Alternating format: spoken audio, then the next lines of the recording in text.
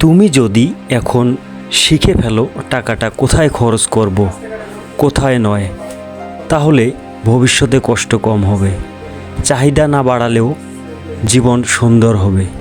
প্রথম কথা, অপ্রয়োজনীয় খরচ বাদ দাও। প্রতিদিন 50 টাকা করে ফাস্টফুড খেলে মাসে 1500 টাকা চলে যায়। ভাবো, এই টাকাটা যদি বই কিনতে, অনলাইনে কোর্সে বা সেভিংসে রাখো কেমন হতো। দ্বিতীয় কথা, বাজেট করো।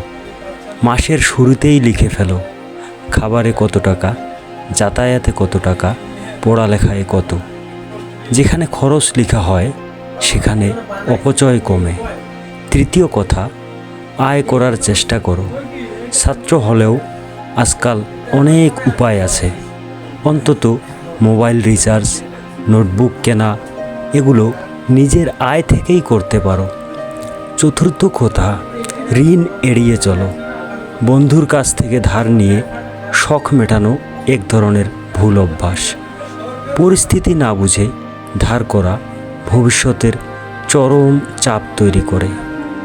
টাকার গুরুত্ব তখনই বোঝা যায় যখন পকেট খালি থাকে।